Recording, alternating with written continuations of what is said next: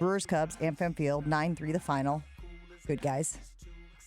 It is 𝘾𝙃𝙀𝙀 in the Cubs dugout, swiftly turning and heading towards the bullpen phone after our guy, Andrew Vaughn, who's been our guy for 2 weeks, by the way, 2 weeks, hit a grand slam to lock that sucker up. I mean, I don't even think that the way you described it, I mean, he did it immediately after contact. Like, immediately after. It's not like, oh, the ball landed and now I'm going to go grab the phone. No, it's the ball off the bat. He turns to grab the phone. Yeah, your typical bang-bang. Yeah. Typical bang-bang play, you know. I mean, when I first saw it, like, I didn't see Craig right away in the background, and everyone's like, oh, he's on the bullpen phone. I'm like, yeah, he's on the bullpen phone. And then I saw it again. It's like, oh, he's watching. And then it's like, oh, okay. Well, it's like one fluid motion. Yes. It's like crack of the bat. Tremendous job by the cameraman. Yes, that cameraman had some hate in his heart. You could tell. He went right to counsel. He knew what he was doing. He knew he was going to do that. How do you feel about that, sir? Brewers get the win. Brewers get the series. That is awesome. They'll play again today, obviously, and I'm feeling really confident because Freddie is on the hill. But this is what we talked about at the beginning of the year. Just win series. Just win series. Gabe, we went into this on Monday, and you said it can only be a big series if they sweep.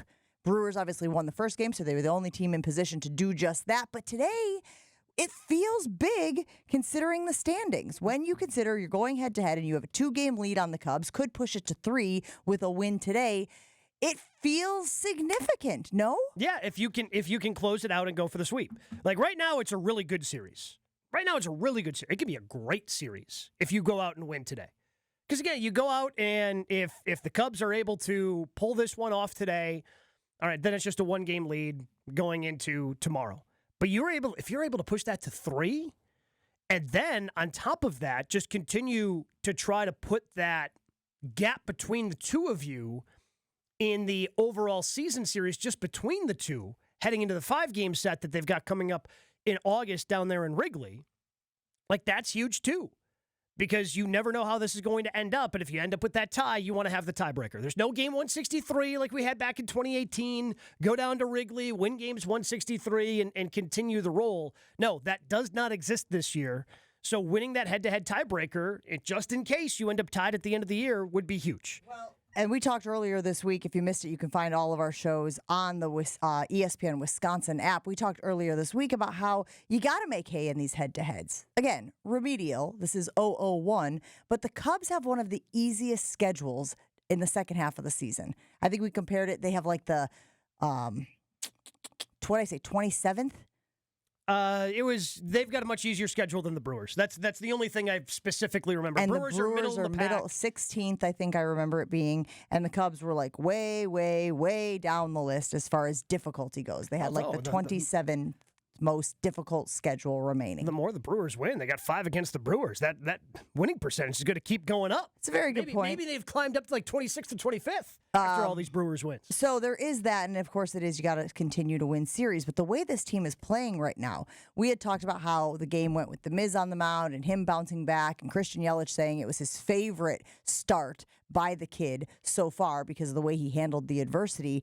And all Quinn Priester has done is go out there and crush it as well. Now, a very different type of pitcher, Gabe, but there's a part of me that feels like that variance in your rotation is also a strength. Oh, yeah, because you have this depth, you have these different things. Like, Priester's not going to overpower you. He's just a ground ball machine. He just induces ground ball after ground ball with that sinker, which is great because of that, he's pitching to contact a little bit more. And again, I wish you could have gotten through all 6, but you getting through last night's game with just 2 pitchers after having to use the bevy Huge, that you did. Enormous. Yes, great point. It saves the bullpen because now also, I mean, when that game was tight, when the game was tight yesterday and the Brewers are, they're up 2-1, then they score 3, and then the Cubs come back with the 1 on the top of the 6. Okay, 5-2, all right. They're going to have to keep using, those arms in the bullpen. Giving McGill, Abner, guys like that the day off, now you can use them again today if needed to go for that sweep. Yeah. If you needed them again last night in it would have been iffy if you wanted to use McGill last night because it would have been the third time in 3 days, and I know he only threw 3 pitches on Monday night. Like that's all that goes into it. It's why it's difficult to sweep a series during the regular season because you just don't know what that bullpen's going to look like. Having that grand slam give them the distance that they needed was huge, A, because everybody's going crazy and the stadium's erupting and everybody's celebrating, but also it just allowed Ashby to go out there and close out the game. We only had to use 2 guys, fresh bullpen. Hopefully Freddie goes 6 or 7, and then you just need the back end of the bullpen giving some more rest before you leave Milwaukee for a road trip. But it was just awesome and great all the way around. And I want to give Ashby his credit because this is a guy who was in the rotation, who probably wanted to be a starting pitcher, but we talked about the Savali thing. Ashby, they said, hey, we got to move you to the bullpen, right? It serves the team's needs better to have you in the bullpen. And then in a game like yesterday, he goes out and tosses 3 1/3 innings. And like you said, saves the bullpen or keeps them from having to go into it again after they used a ton of guys the night before. Like, that's a team player, right? And he probably deserves more props, probably deserves more credit for accepting that role and now being hugely clutch in that role than we have given him. He's sort of an afterthought when you talk about a lot of the arms and you talk about the way that between him and 𝘃𝘃, and there's still potential. The Brewers are going to be losing some starting pitchers potentially at the end of the season. Guys like Quintana's on a 1-year deal. Nestor Cortez is going to be a free agent. So these are younger arms that the Brewers have that they've got an opportunity potentially next year to be back in the rotation. Right now, having those guys that, 𝘃𝘃 just pitched an inning, but he can go multiple innings. Ashby, he can be a lefty specialist, or he can pitch 3 1/3 like he did last night. Having that versatility in your bullpen in today's baseball where starters aren't going as long is huge.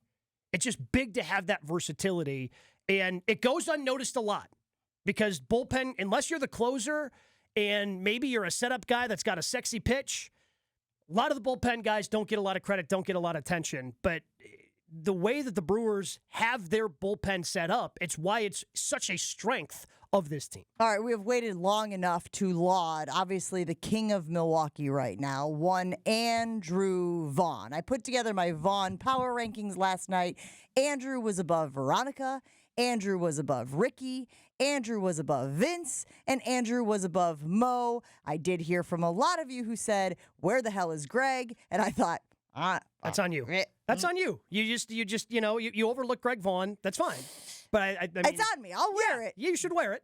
You should wear it. I don't feel real bad about it, if I'm being honest, but you're saying I should. You should. You should feel bad You about should that feel one. bad. Leaving Greg Vaughn off of the power rankings of Vaughn's. What he has been doing, Andrew Vaughn, that is unconscious. Like, it is you cannot believe. If I were to sell you this story, you would be like, it's a little too far-fetched for me to buy. I remember when he got here, I said, could he be the bat? He has been the bat. I don't know if he will be the bat, but he has been the guy that this Brewers lineup needed, where I can't even put it into words how impressive and unique what Andrew Vaughn has done with the Brewers since he was acquired. I think it was July 14th. Is that right? Dude's been with the team for 2 weeks. No, so he got called up on July 7th. So his first game with the Brewers was on July 7th. 3 weeks. Yes. So, I don't know the specific date of the trade because he was in the minor leagues when they acquired him. They kept him in the minors for a couple of weeks before they called him up, and he made his debut against the Dodgers on July 7th. So can you put into perspective, Gabe, just how unique what Andrew Vaughn is doing with the Brewers is? So a stat that I really like because it just kind of simplifies everything. And if you go to the ballpark, you see the Brewers put OPS up on the scoreboard, right? And if you're not a baseball nerd, sometimes that's hard to follow. So Baseball Reference normalizes the stat to OPS plus. 100 is average. In his time, in his 5 seasons with the Chicago White Sox, his OPS plus was 97. He was the definition of an average player, slightly below average, in those 5 seasons. So right now with the Brewers, and this does not include last night's game because unfortunately Baseball Reference doesn't update quickly enough. So this number is only going up higher after going 3 for 4 with the grand slam and 6 RBIs last night. His OPS plus is 213. Aaron Judge, who is, the best hitter in baseball, injured right now on the IL. His is 218. Cal Raleigh is the front runner for the American League MVP. Leads the league with 41 dingers, 181. Shohei Ohtani, fantastic hitter. Front runner for the MVP in the National League, 177. Pete Crow Armstrong is second somehow in the National League in MVP voting, or MVP odds. His is 141. So basically, Andrew Vaughn, over the last 15 games for the Milwaukee Brewers, has somehow morphed into Aaron Judge. That's what he has done for the Milwaukee Brewers over the last 15 games. He has been Aaron Judge. So they've taken Aaron, they basically took that and threw it in the middle of their lineup. And when you have Aaron Judge in the middle of a lineup, it suddenly makes a lot more sense as to why this team is winning as many games as they are. And as we still creep towards the trade deadline, and there has been no other big move, obviously we got the catcher, so we talked about that. I can't help but wonder if the Brewers are looking at Andrew Vaughn as the guy. And I know it's not sustainable. This level of production is not sustainable over the remainder of the course of the season. We know that.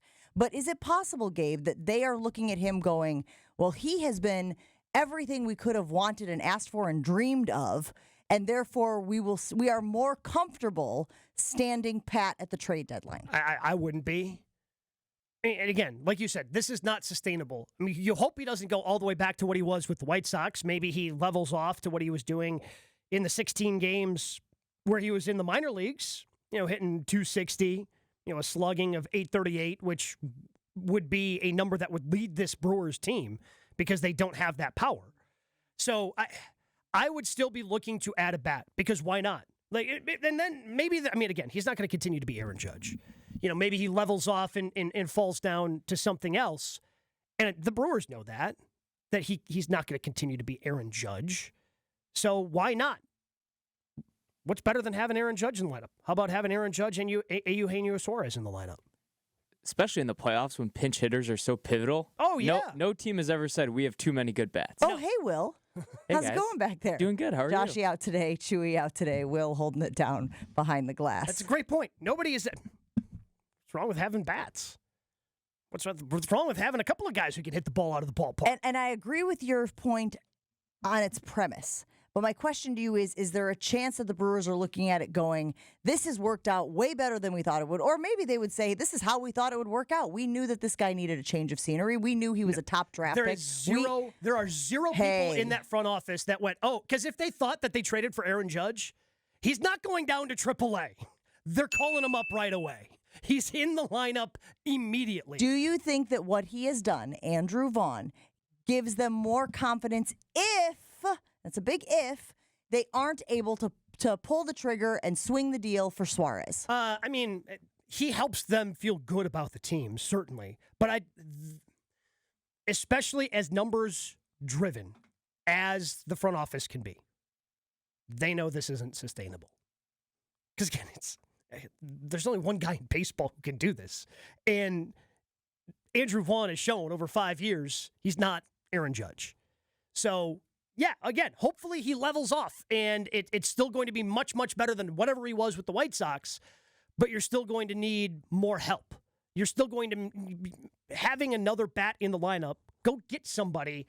Again, maybe this makes them a little bit hesitant picking up a first baseman.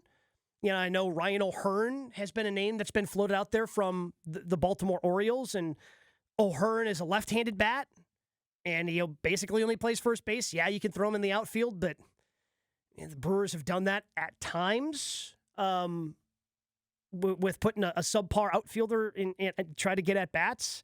I think it would scare them away from a first base bat. I don't think it should scare them away from 𝘂𝘃𝙀𝙀, who did not play last night for the Diamondbacks. I can't imagine after the scare he had, he's going to be in the lineup for anybody until he is either traded or somebody does not meet the demand for the Diamondbacks, and then he's back in the lineup on Thursday night. 800-990-3776 is what Andrew Vaughn is doing for the Brewers in the lineup, which is, again, unheard of. Is that making you feel like maybe they don't need to add a bat by the trade deadline? Let us know, 800-990-3776. We'll put it on the Jen, Gabe, and Chewy Infinity Exteriors poll as well. And there's a lot to still dig into on that Brewers win, on the series win over the Cubs. So we will continue that conversation right after this. Witness and marvel at the success. That was before the ridiculousness of last night. That was before the Grand Slam last night.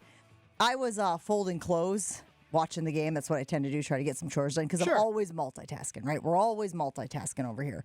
And I was listening to the radio broadcast on my phone, but I had it on the television. I don't know why. Radio broadcast 2 seconds ahead of the television broadcast. So I hear the crack of the bat, and I hear the excitement and the level raising, and then I look over at the TV and I go to Dario, I go, watch this, because he wasn't listening to the radio. I had it right there next to me. And he goes, are you ahead? Why are you ahead? And then sure enough, that happens, and it was a great moment. What Andrew Vaughn has done, it really cannot be put into words. Gabe, I believe you found another statistical anomaly when it comes to our guy, Andrew Vaughn, that really puts into perspective what he has done in his time with the Milwaukee Brewers. Saw this come across my timeline earlier this morning. OptaStats is the name of the account. Only 2 MLB players have put up the following numbers over their first 10 home games with a new team since RBI became official in 1920. 475 plus batting average, 1,000 plus slugging, 15 plus RBI. The 2 names on the list are Barry Bonds with the Giants in 1993. Barry's pretty good, right? I thought he was all right. And Andrew Vaughn with the Brewers in 2025. Yeah, that's pretty legit. It's good company. I feel it's like a 𝘾𝙀𝙀 stat because it's so like specific, and you always hear 𝘾𝙀𝙀 talking about this stuff on ESPN and ESPN radio. But like, I don't care how specific you get. If the list is you and Barry Bonds, it's an outrageous list to be on. So now, of course, it brings up that whole storyline that we led with, which is none of this happens if 𝘾𝙃 doesn't request a trade. So I love that Will today was like, should we start building the statue? And I said, to Andrew Vaughn? He said, no. To 𝘾𝙃, right? This reminds me of who was the dude back in the day. I always forget his name. It'll come to me. The football player from the Arizona Cardinals who punched the Packers ticket to the playoffs. I think they were playing the Vikings. Nate Poole. Nate Poole. Where we gave Nate Poole the keys to the city in Green Bay because of his role in helping the Packers get to the playoffs. That feels a little like this. Like 𝘾𝙃 is out there, existing with the White Sox now. Like, hope you're having a great time. But if he doesn't request a trade, they never pull the trigger. They never bring Andrew Vaughn here, and we are not enjoying the run that you just compared to Barry Bonds with the Giants in 1993. Yeah, it's thank you, Aaron 𝘾𝙃. I think there were some hard feelings initially, right? Kind of seemed like it. Like, why would you want to get traded from this team? This team's starting to put it together, figure it out. Why wouldn't you want to be with us? All right, fine, we'll trade you. And just to take a flyer on a kid, on Andrew Vaughn, for him to do what he's done, I still can't believe it. Over the course of 15 games, what he has been able to do in being just the center and juggernaut of this Brewers lineup. Really, again, the great run that they went on before and then after the All-Star break, a lot of it had to do with him. His first game was against the Dodgers here in Milwaukee. He was a part of all 6 games of sweeping the Dodgers, and it's unbelievable what he's had. He's only had 3 hitless games in the 15, so Crazy. 12 of the 15 he's had hits. Crazy. To be able to drive in the amount of runs that he's been able to do. They've only lost 3 games with him in the lineup. They lost against Seattle, and they lost back-to-back games against Marlins, Miami. right? Yeah. Yeah. I am looking at some numbers here, and it's interesting to try to figure out why it's been so different for him in Chicago. And obviously, people will point to the old, change of scenery. Sometimes you just need a change of scenery but also he is making better decisions at the plate. His chase rate from when he was with the White Sox has dropped from 36.1% to 22.5%. His in-zone swing rate has gone up from 63 to 73, and his hard hit rate has skyrocketed from 30 to 45.5. Like, so he's just making better decisions. I don't know if that is Brewers hitting coaches that have kind of honed it in a little bit for him or what. But like when you look at those numbers, he is just simply making better swing decisions since joining the Brewers, Gabe. He had 7 walks in 48 games with the White Sox. He has 7 walks in 15 games with the Brewers. Yeah. I saw somebody also mentioning the RBI the RBI that he had during his time with the White Sox. he had which 19. again, it is hard when your teammates are not getting on base, right? Sure. Like it's not all on him when you talk about RBI. But the RBI that he had with his White Sox in the final month of his career, I think he had already eclipsed that a week in with the Brewers. Oh yeah. So he's already eclipsed. So again, he played 48 games this year with the White Sox. He had 19 RBI. Do you know what he's at right now for the Brewers? No, but I would love to hear this number. 21. What? 21. 21 in 15 games. He's driven in 21. So when you combine all of his numbers, over half of his games or half of his RBI have come with the Brewers, despite playing like a quarter of his games with the Brewers. Hey guys, it's Jen from Jen, Gabe, and 𝘃𝙀𝘼. Thanks for watching our clip. I'm sure it was super informative and educational. I'm just kidding. I love those knuckleheads. And we do it live every Monday through Friday from 7 to 9 a.m. on 94.5 ESPN Milwaukee. Make sure that you like and subscribe and hit that notification bell so that you get informed anytime we drop new content.